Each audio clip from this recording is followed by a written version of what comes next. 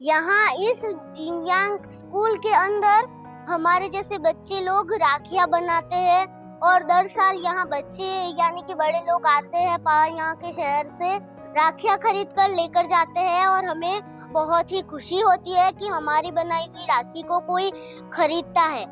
ગુજરાતની એક એવી શાળા કે જ્યાં દિવ્યાંગ બાળકો રક્ષાબંધન પર પોતે ડિઝાઇન કરેલી રાખડી બનાવે છે.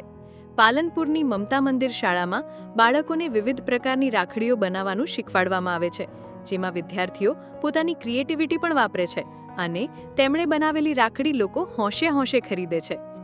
दिव्यांग बच्चों द्वारा राखियाँ बनाते हैं ये लोग। ये खूब बहुत ही अच्छी राखियाँ बनाते हैं। हम यहाँ से खरीदते हैं। हम आपसे भी अपील करते हैं कि आप लोग भी यहाँ आकर एक बार देखें ज़रूर, क्योंकि ये बहुत ही अच्छी राखियाँ बनाते हैं। हम बाजार से तो खरीदते ही, लेकिन आप यहाँ पे एक बार आओ और देखो, आपको बहुत ही अच्छी लगेंगी ये राखियाँ। આ બાળકો લોકોને પ્રેરણા આપે છે કે જો વ્યક્તિ એક વખત ધારી લે તો કોઈ પણ મર્યાદાને ઓળંગીને પોતાની પ્રતિભા વિકસાવી શકે છે અને સમાજને યોગદાન આપી શકે છે.